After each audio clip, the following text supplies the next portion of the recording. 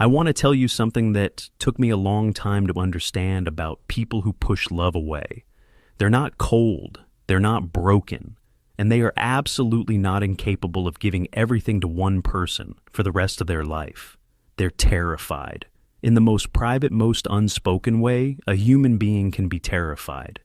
And the specific thing they're afraid of isn't being alone. It's actually the opposite. They're afraid of what happens when they stop being alone, when they let someone in, when they start to need someone, and that someone has the power to leave, so they leave first. Or they create enough distance that the other person eventually leaves. And then they sit in the quiet of an empty apartment, and they tell themselves, this is what they wanted, this is better, this is safe, and part of them believes it, and part of them is grieving, quietly, in a way they might not even have a name for yet. Because grief requires acknowledging that something mattered, and acknowledging that something mattered means admitting you wanted it, and wanting things, real things, tender things, is exactly what they've spent years quietly unlearning. That is the weight an avoidant carries, not indifference, armored longing.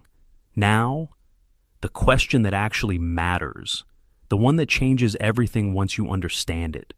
What makes an avoidant stop running? Not slow down, not pause, fully, completely stop, and choose someone for life? Because it does happen, and it's not random, and it's not luck. There is a specific type of person who reaches an avoidant at a level that nobody else has managed to reach. And by the end of this, you're going to understand exactly who that person is and why they work when everyone else didn't.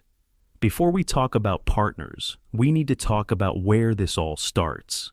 Because you cannot understand avoidant behavior in relationships without understanding what avoidant behavior was protecting long before there were any relationships. Picture a kid, maybe 8, maybe 10 years old. Something hard happens. A bad day at school. A friendship falls apart. Something that genuinely hurts. And this kid goes to a parent looking for what kids are supposed to find there. Comfort, acknowledgement, just someone to say, yeah, that sounds really hard. I'm here. But that's not what happens. Maybe the parent dismisses it. You're fine. Stop being dramatic. Maybe they get uncomfortable with the emotion and change the subject. Maybe they're just not there, physically, emotionally, or both. Whatever the specific version, the message that lands inside that child is the same. Your feelings are too much. Needing people makes things worse. Handle it yourself. So the kid does. They get really, really good at handling it themselves. They learn to regulate internally, to push feelings down, process alone, never show the full picture of what's happening inside. They develop a kind of self-contained competence that looks from the outside like strength. And it is strength. Genuine strength. Built from genuine pain. The tragedy is that this strength follows them into every relationship they ever try to build, because the same walls that protected them from childhood hurt now stand between them and adult love. And they don't always know the walls are there. They just know that closeness makes them feel strange, anxious, like something is being taken from them rather than given.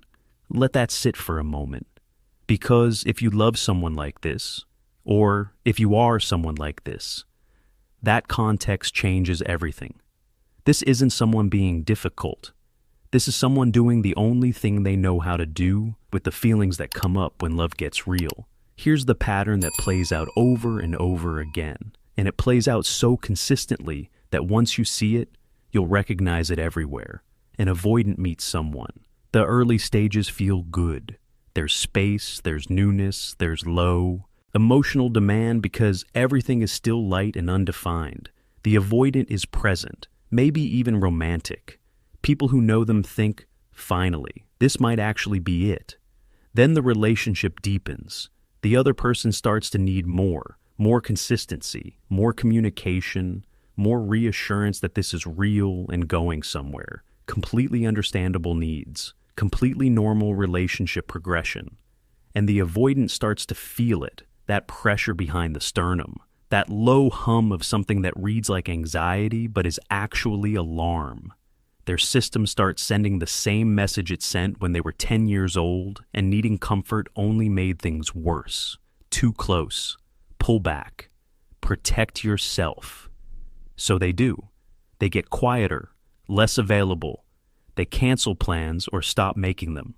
The other person, confused, scared, reading the distance as rejection, starts to reach harder, texts more, asks what's wrong, tries to fix something they don't realize is not a problem they caused. The avoidant, feeling pursued, pulls further back. The other person, feeling abandoned, chases harder. And the whole thing collapses under the weight of two people desperately trying to get their needs met in ways that are perfectly designed to trigger each other's deepest wounds. Nobody meant for it to go this way. Both people are hurting, and it ends. And the avoidant adds another data point to the internal file that says, see, closeness always costs you. Better off alone. And that file gets heavier every time. Every relationship that collapses in the same place. Every person who eventually stops reaching and walks out the door. It starts to feel like confirmation of something the avoidant suspected all along, that they are simply not built for this.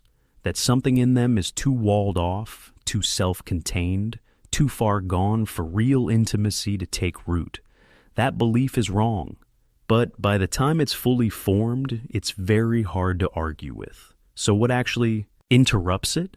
This is the part I want you to really hear. The person who an avoidant bonds with for life is not the person who loves them the most. It's not the person who is the most patient, or the most devoted, or the one who waited the longest without complaint. It's the person whose love doesn't have the shape of a trap. I know that sounds abstract. Let me make it concrete. When someone with an anxious attachment style loves an avoidant, and again, this combination is incredibly common, almost like two puzzle pieces that fit together in all the wrong ways. The love often comes packaged with urgency, with need, with a low-grade desperation that says, please confirm I matter to you.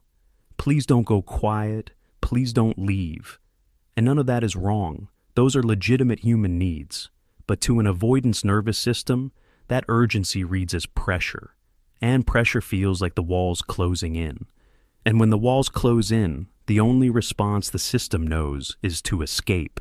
The person who changes everything feels different from the very first interaction. Not because they're playing it cool, not because they're strategically withholding warmth, but because they are genuinely deeply okay on their own. They have a life that fills them, friendships that sustain them, a relationship with themselves that doesn't have a gaping hole in the middle that they need another person to fill. When the avoidant goes quiet, this person doesn't spiral. They don't interpret the silence as catastrophe. They feel it, they name it to themselves honestly, and then they keep living their life. And that specific quality, lands in an avoidance nervous system like nothing else ever has. Because for the first time, closeness doesn't feel like a hostage situation. They can come close without the ground shifting beneath them. They can show up without immediately calculating what it's going to cost. And when a person who has spent their whole life treating intimacy as a debt finds someone who offers it like open hands, no grip, no latch, no condition, something in them quietly breaks open. Not all at once, not dramatically, but it happens. And when it happens, it tends to be permanent. Let's get specific about behaviors, because this isn't about personality types or cosmic compatibility. It's about concrete patterns that either create safety or destroy it. The first thing this person does differently is they express their feelings once, clearly, and then they let it breathe. Most people, when scared, when uncertain, when feeling the avoid and pull away, repeat themselves. They escalate. They come back to the same wound in different conversations with different words, but the same urgency underneath. And every time they do, the avoidance system registers. This relationship requires me to manage someone else's emotional state. That is not sustainable. That is not safe. The person who gets through says what they feel once, honestly, directly. I've been feeling a bit far from you this week, and I'd like more connection when you're up for it. And then they actually mean the when you're up for it. They don't wait by the phone. They don't replay the conversation. They said the true thing, they left space for a response, and they moved on with their day. That kind of communication is disarming to an avoidant. It removes the defensive crouch. There's nothing to escape from because nothing is trapping them. And slowly, over time, they learn that honesty with this person doesn't lead to the emotional flooding they've been conditioned to dread. The second thing this person does is they hold their own value quietly but completely. There's a version of loving an avoidant that turns into quiet self-erasure, where you start hiding your needs to keep the peace. Stop mentioning the things that bother you because you don't want to rock the boat. Tell yourself, you're being understanding when really you're slowly disappearing. Avoidants feel that disappearance, not consciously, always, but in the way that people feel when someone stops taking up the space they deserve. And it creates a particular kind of unease because the avoidant, whatever their struggles with closeness, is drawn to people who are fully themselves. Someone who is shrinking for them is not someone they can respect at the deepest level. And without respect, there is no lasting bond. The person who creates a lifelong connection stays whole. They bring their actual self into the relationship, including the parts that need things, including the moments of frustration or sadness or desire for more. They don't perform smallness to make the avoidant comfortable. They are who they are, steadily, even when it's uncomfortable. The third thing, and this is the one that most people misunderstand, is that they are genuinely prepared to walk away. Not as a manipulation, not as a tactic to induce fear, but as a natural expression of the fact that they know their own worth and they will not quietly accept a relationship that stops growing. Avoidants know the difference. They have exquisite radar for authenticity. Someone threatening to leave as a way to control them reads as exactly that, control, and it triggers more retreat. But someone who is clearly, genuinely, non-dramatically prepared to leave if the relationship doesn't evolve, that lands differently. It says, this connection is real, and I believe in it, and I will give it real time and real patience. And I am also not going to wait forever, because I matter too. That combination keeps an avoidant present in a way nothing else does, because the relationship has stakes, real ones, and choosing it every day means something. You've probably never said this out loud to anyone, but some version of this thought lives inside you. Why can't I just let people love me? You watch other people fall into relationships with what looks like ease. You watch them be vulnerable without flinching, reach for each other without calculating the risk. Say, I love you, like it's light instead of like it costs something. And you genuinely don't know why it's harder for you. You don't want it to be. You didn't choose this. Here's what I want you to hear. The version of you that learned to close off was not wrong. That version of you made a completely logical decision with the information and the emotional resources available at the time.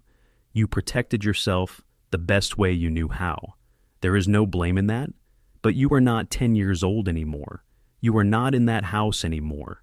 The people in your life now are not the people who taught you that needing someone was dangerous, and you get to update the evidence.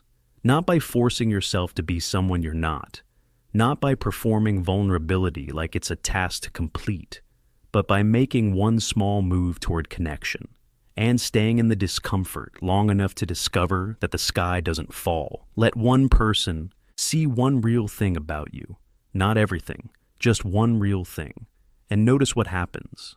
The pattern you've been living in has a cost, not just in the relationships that didn't make it, in you.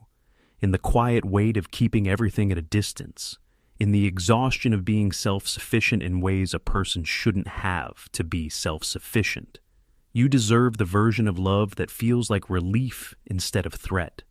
It exists. You are not too far gone to find it. There's a moment, and people who've lived this know exactly what I'm talking about, where something shifts inside an avoidant. It doesn't announce itself. It just quietly happens somewhere in the middle of an ordinary day.